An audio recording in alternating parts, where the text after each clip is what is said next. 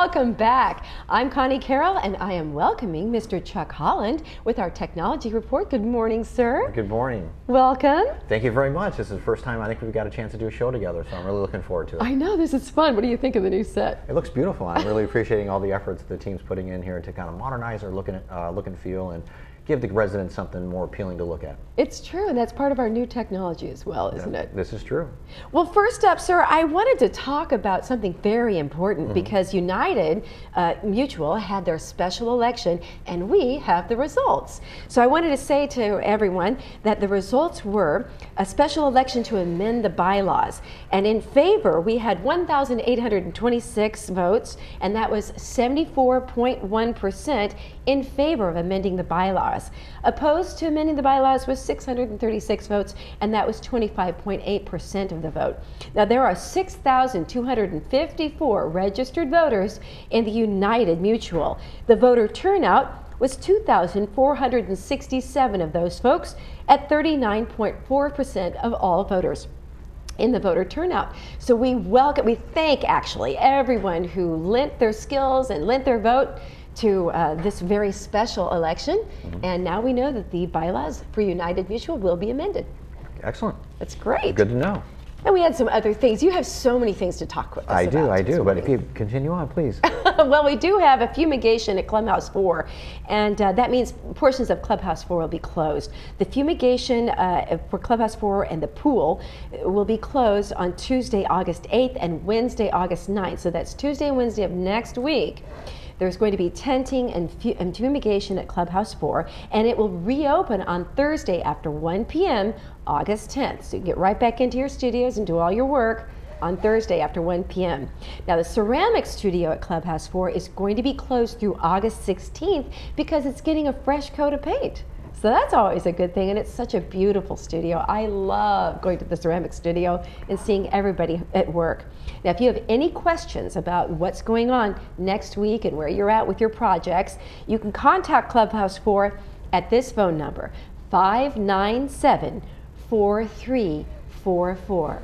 That's 597-4344. Otherwise, after next Thursday, much of Clubhouse 4 and the pool will be back open and ready for you to do all your work. So get on back in there. Okay.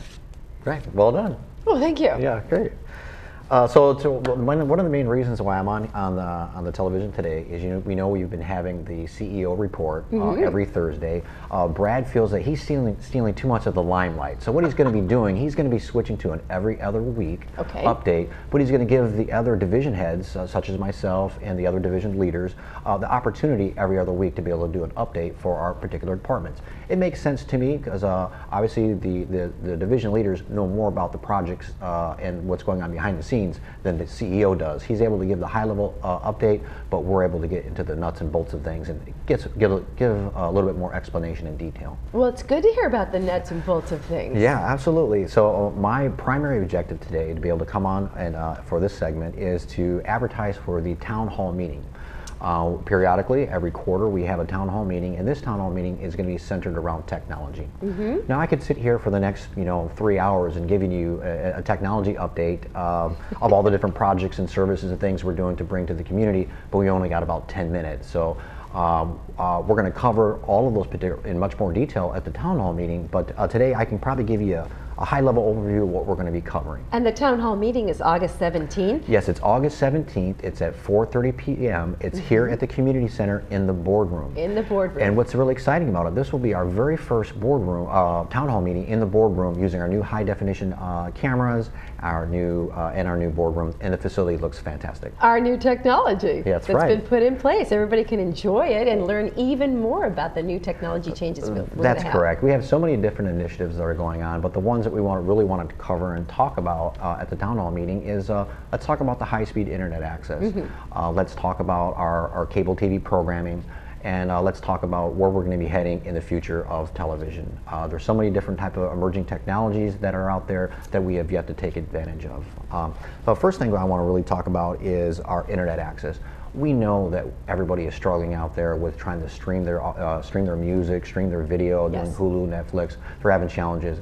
Keep in mind the infrastructure that's out there, it's in place right now. It's over 10 years old, 15 years old. I feel bad that West Coast Internet, they get the brunt of all the dissatisfaction out there. But in all actuality, the transmission capacity in the network, it's owned by GRF. It's owned by the community members. And it's my job to upgrade that infrastructure so West Coast Internet can provide you a better level experience for the internet services. Recently, we've had several outages in the community. Keep in mind that right now we're doing a massive overhaul. We are rebuilding the entire infrastructure for internet access.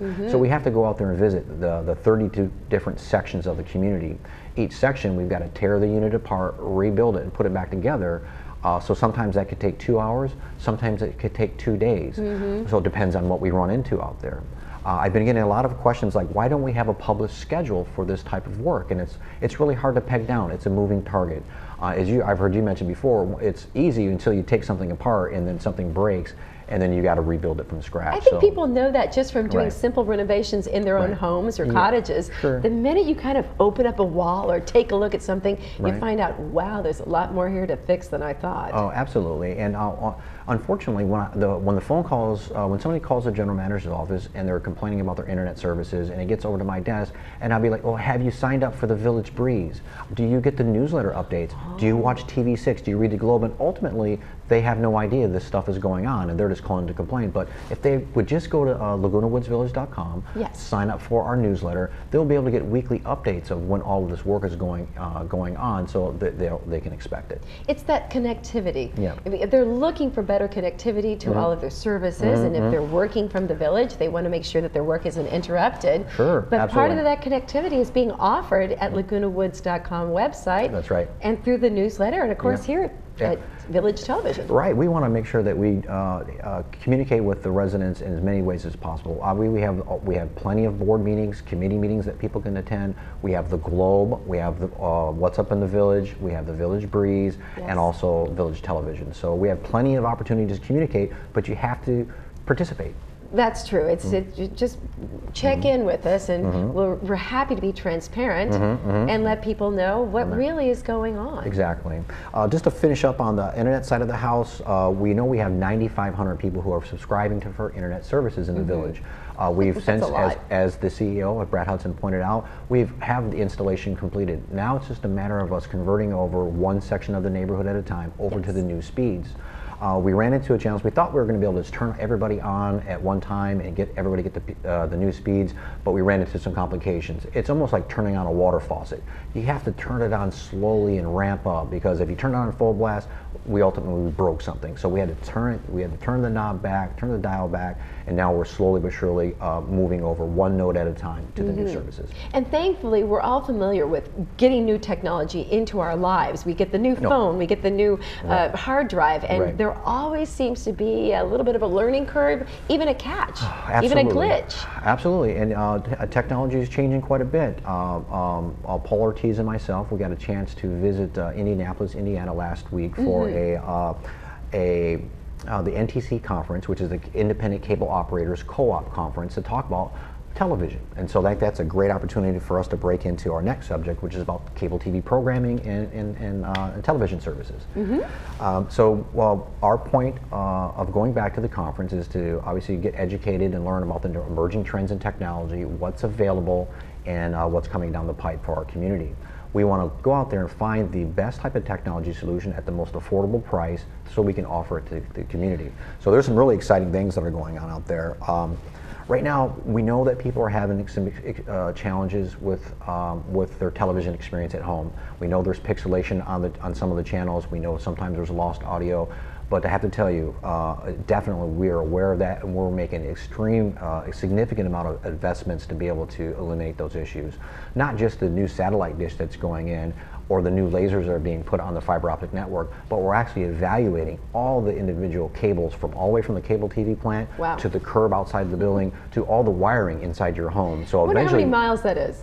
How many miles of cable do you think? I know one quick fact. I know with the new satellite dish that we have going on, it's being installed right now. There's actually 4,000 it's a 6,000-pound satellite, and it takes 4,000 feet of cable to fire that thing up. So 4,000 feet to yeah, connect to our satellite up right. in the sky. Right. Now that's just for the head end. Now, as far as the amount of mileage of fiber optic cabling throughout the community, I should probably know that, but I don't. Oh no! I right, mean, it's clearly it's tens of thousands of feet. So you know, it's it's a comprehensive project, and it's not a small project because we're not a small community. No, not at all. We have 12,736 residents. Everybody gets cable television. We know it's the most watched amenity in the community, most used amenity in the community. And here's how we're going to make it better. Once we get a chance to start, right now we're still an analog station. We're out an analog cable plant. We have hybrid. We have some digital service. We have some analog service. Those analog services we have there is taking up a tremendous amount of transmission capacity. Yes. So our goal over the next, starting at the beginning of January, I think it's January 6th, we're going to start eliminating some of those analog channels to free up the capacity for us to bring in new tools and services in the community. One thing that we're excited to bring is this new whole home DVR services. Oh. It's a digital solution that allows residents to be able to have one DVR in their home. They can record up to 6 different TV shows, and they're able to play back those shows in any room that they desire. Oh, that's wonderful. Also, what's really fantastic is this new DVR, it has all the important apps that you ever want baked right into the unit. You have Hulu, Netflix, Pandora, YouTube, all of that stuff baked into the app. So when I'm searching for content and I want to watch something, not only is it going to search our digital TV guide for a cable, but it's going to search YouTube, it's going to search Netflix, it's going to search Hulu all at one time. So that's fantastic. It's amazing new technology, and it's there, it's out there, it's available, but we need to do our in-house upgrades first and get our infrastructure up to speed before we can start offering those new services. That really is a next step. I mean, even I don't live in the community, so I don't have that kind of capability in my home to just ask the system to find one thing, and it checks all those different databases. You're right. It's called Whole Home DVR Services. You know, Cox and Spectrum, they've been offering that services for a year or so, and we're really not far behind. One thing that we noticed by working with all these independent cable operators over in Indianapolis is, hey, we're not a Cox or a Time Warner, but we're definitely way ahead of the rural independent operators who are running a cable TV plant out of some trailer someplace in the outback of the U.S. So we're a pretty sophisticated shop here. We are a sophisticated shop, and I think it's incredibly exciting to be in a closed system television network that just serves the needs of this community. Right. We don't have to deal with nonsense that we don't need in this community. Right. I think this is a great opportunity.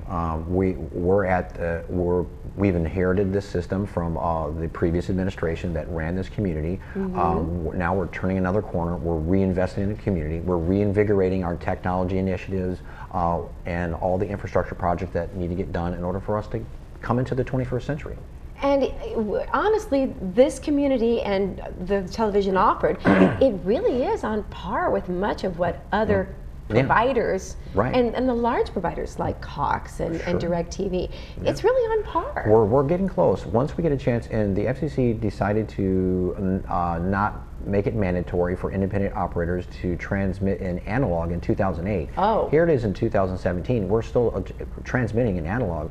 We have got to be able to modernize it, catch up, remove the analog services, go to a full digital solution. Then we can start talking about things like IPTV, over-the-top streaming, and all these new type of Tell me about IPTV. IPTV is a way for you to be able to watch TV through the internet. So instead of you going to, it's for cord cutters, people who want to get rid of their cable services and just subscribe online to a television service so they can watch TV online. Now we have all the infrastructure in place, our fiber optic network and our coax network. So IPTV is probably something not for us because we're not wired for that, but we are going to be able to start offering a lot more digital services in the future. That's fantastic. Well, what's really wonderful about all of these upgrades is that it's kind of like here in the studio, we have a lot of bright lights turned on, but they're not the standard incandescent lights that we've known for so many years. Right. These are all new, those LED lights, right? They pull a lot less wattage, they're a lot more streamlined, they give the great light that we have that we see around us, but they're pulling 18 watts as opposed to whatever, Yeah, right? absolutely. So we're saving energy and we're much much more streamlined. And that's kind of a simile for what you're talking about, from analog stations to the digital programs. Yeah, and we're doing that throughout the whole entire community. We have new energy management systems. We're utilizing an LED, moving everything over to LED. We can actually see direct results in cost savings on our electrical bill. Yes. It's just fantastic. There are just so many opportunities here. It's a green field for us to be able to tackle each individual department and modernize those departments to utilize the new technology to make us more efficient, to make us more cost effective, and most importantly, to keep those association dues where they're at, or try reducing them in some type of way. Because that's really the whole idea of using technology, is to reduce cost. To reduce costs, and thankfully the new technology does offer some opportunities for saving money. Correct. So that's the direction that, of course, VMS is going. But the thing that's really wonderful too is that this technology is changing minute by minute for internet, for television, for any kind of digital media. Second by second, new technology is being poured into the market. But VMS, Village Management Services, is really trying. They're keeping up. They're modernizing, and no one here is really missing out. Right. Well, here's what's going on right now. It's all infrastructure stuff that's happening behind the scenes right now. We haven't really got into the new technology features for our residents, the new forward-facing technology that will allow them to be able to go onto our new community website, to be able to log in, take a look at their account balance, look at their record of emergency data, change their phone number. I think I mentioned pay bills online. All those type of new services, we've got to build our foundation first, and then once we're set, we're going to be able to offer even an incredible level of services in the very near future. And it's the right level of services, because there's so much available out there to decide to add into the mix, but you're being very streamlined and very conscientious about what you truly are going to establish in the community to keep costs down. Absolutely, because people are always saying cloud, cloud, cloud, cloud, cloud. Well, cloud services are great, but they're usually just one type of service. I can go out there and buy 20 different systems, but then I'll have 20 different systems that don't communicate with one another. So we have to be very strategic about what we introduced into our environment, because we want to make sure it interoperates and integrates with our existing systems, right? So and I think anybody who's brought new technology just into their home knows what that means. Oh, absolutely. I mean, just understanding how to get the cell and the landline and the internet and the TV and try to make them work in concert, or even bundle them together so that you're not being charged like crazy. Absolutely. The bundling is a great point. It's true. One thing, of course, I'm able to go out there immediately and find 20 different solutions and offer them to the residents, but do you really want to have 20 different usernames and passwords that log into multiple systems? You get password fatigue. Exactly. We want to be able to have it where you have one password for you to be able to get access to everything that you need. Make reservations, pay your bill online, make tea times, buy tickets. But it's a work in progress. You know, we're building this from scratch, and so it's going to take some time. Building from scratch, but that is because the system has been in place for over 50 years. I mean, this is a wonderful television system. Oh, sure. Venerable. It's been around. It's veteran, and and you're making the right choices about how to modernize it. Yes, exactly right. Let's not forget the town hall meeting is going to be on August 17th. It's going to be at 4:30 p.m.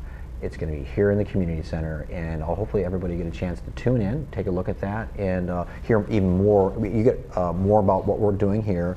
We'll have a great presentation and some more slideshows, and I think we might even have some video footage of some of the new exciting things we're doing here at Village Television as well. Well, I know our general manager of Village Television, Paul Ortiz, will certainly be speaking at that meeting. Oh, thank you very much. Yeah, the guest speakers for the town hall meeting is going to be myself, Chuck Holland, the Information Services Director. Yes, that's Excuse me, that's me. And then Paul Ortiz, who is our Village Television Manager. He's been managing, I think, this at the television studio here for, 20 years now, I think. Oh, no, it's actually closer to 40 years. I found out that he has been, he's been managing for 20 years, but he has been working for Laguna Woods Village for 38 plus years. That's an amazing run. He started as a young man. He started at the towers. He told me this whole story because I was fascinated. And he started at the towers, kind of helping out there, doing even fixing and handyman and janitorial type services.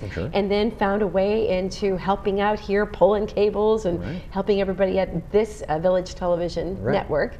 And understands the needs, desires, and concerns of this community in such detail and with such conscientiousness. And truly. a great historical context as well. Yes. And that's what's great about Paul. He has a lot of experience behind the camera. He's a great presenter. We've been able to go to, I think, a couple of the video and photography club, do some presentations together. Yes. I think we have a really dynamic program for the town hall meeting.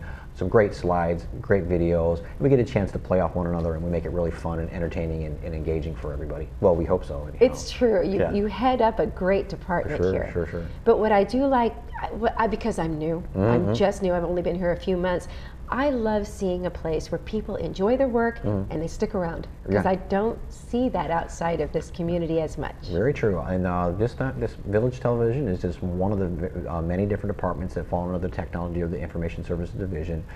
We have a tremendous group of folks that work over at the broadband services in the cable plant area.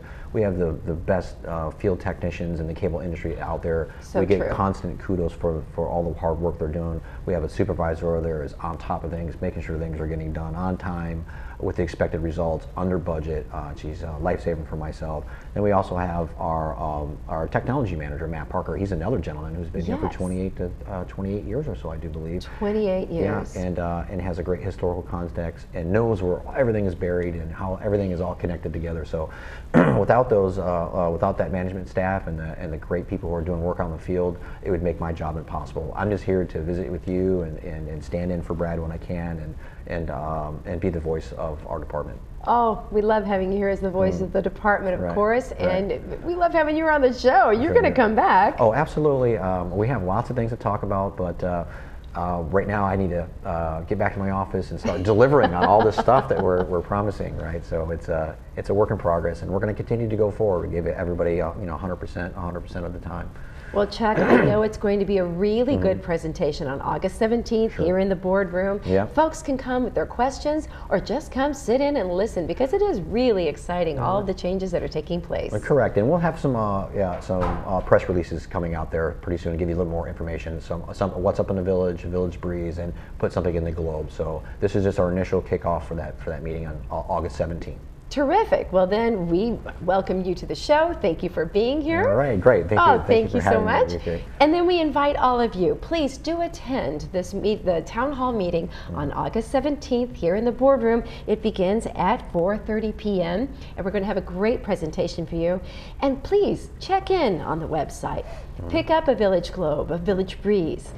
Take a look at all of the ways that Chuck and his department are sending out the message to you about these wonderful and new changes.